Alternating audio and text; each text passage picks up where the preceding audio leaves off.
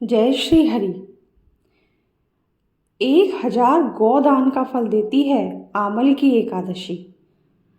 अथ फाल्गुन शुक्ल एकादशी व्रत कथा। मानदाता बोले कि हे वशिष्ठ जी, यदि आप मुझ पर कृपा करें तो किसी ऐसे व्रत की कथा कहिए जिससे मेरा कल्याण हो। महर्षि वशिष्ठ बोले कि हे राजन, सब व्रतों से उत्तम और अंत में मोक्ष देने वाले आमल की एकादशी के व्रत का मैं वर्णन करता हूँ। यह एकादशी फाल्गुन माह के शुक्ल पक्ष में होती है। इस व्रत के करने से समस्त पाप नष्ट हो जाते हैं। इस व्रत का फल 1000 गोदान के फल के बराबर होता है। अब मैं आपसे एक पौराणिक कथा कहता हूँ, आप ध्यानपूर्वक सुनिएगा। एक वैदिश नाम का नगर था जिसमें ब्राह्मण, क्षत्रिय, वैश्य और शूद्र चारों वर्ण आनंद सहित रहते थे।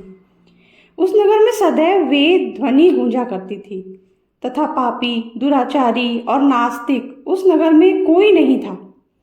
उस नगर में चैत्रथ नाम का चंद्रवंशी राजा राज्य करता था। वह अत्यंत विद्वान और धर्मी था। उस नगर में कोई भी व्यक्ति दरिद्र और कंजूस भी नहीं था।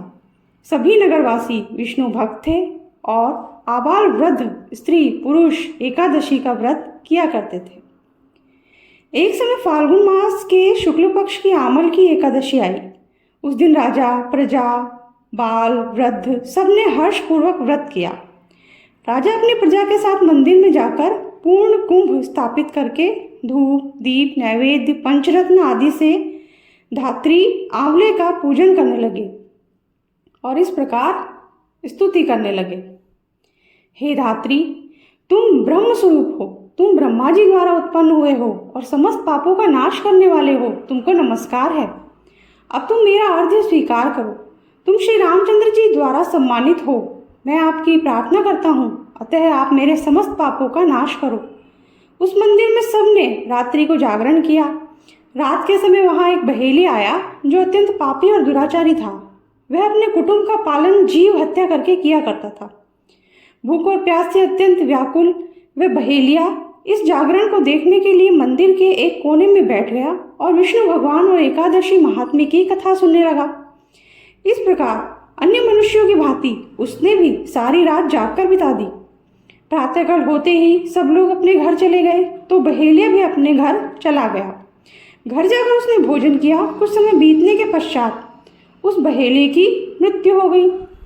मगर उस आमल की एकादशी के व्रत तथा जागरण से उसने राजा विदुरथ के घर जन्म लिया और उसका नाम वसुरथ रखा गया। युवा होने पर वह चतुरंगिनी सेना के सहित तथा धन धान्य से युक्त होकर 10,000 ग्रामों का पालन करने लगा। वह तेज में सूर्य के समान, कांति में चंद्रमा के समान, वीरता में भगवान विष्णु के समान और क्षमा में पृथ्वी के समान था। वह अत्यंत धार्मिक, सत्यवादी, कर्मवीर और विष्णु भक्त था। वह प्रजा का समान भाव से पालन करता था। दान देना उसका नित्य कर्तव्य था। एक दिन राजा शिकार खेलने के लिए गया। दैवयोग से वह मार्ग भूल गया और दिशा ज्ञान न रहने के कारण उसी वन में एक वृक्ष के नीचे सो गया। थोड़ी देर बाद पहाड़ी म्लेच्छ वहां पर आ गए और राजा को अकेला देखकर मारो मारो शब्द करते हुए राजा की ओर दौड़े।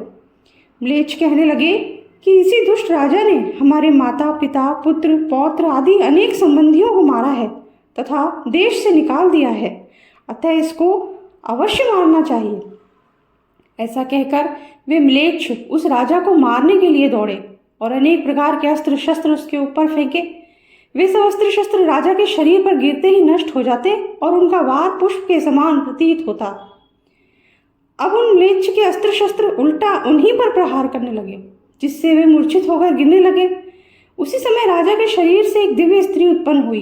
वह स्त्री अत्यंत सुंदर होते हुए भी उसकी भ्रकुटी टेढ़ी थी। उसकी आंखों से लाल लाल अग्नि निकल रही थी, जिससे वह दूसरे काल के समान प्रतीत होती थी। वह स्त्री म्लेच्छों को मारने दौड़ी और थोड़ी ही देर में उसने सब म्लेच्छों को काल के गाल में पहुंचा दिया। जब राजा सोकर उठा तो उसने म्लेच्छों को मरा हुआ देखा। कहा कि इन शत्रुओं को किसने मारा है? इस वन में मेरा कौन हितैषी रहता है? वह ऐसा विचार कर ही रहा था कि आकाशवाणी हुई, हे राजा, इस संसार में विष्णु भगवान के अतिरिक्त कौन तेरी सहायता कर सकता है? इस आकाशवाणी को सुनकर राजा अपने राज्य में आ गया और सुखपूर्वक राज्य करने लगा।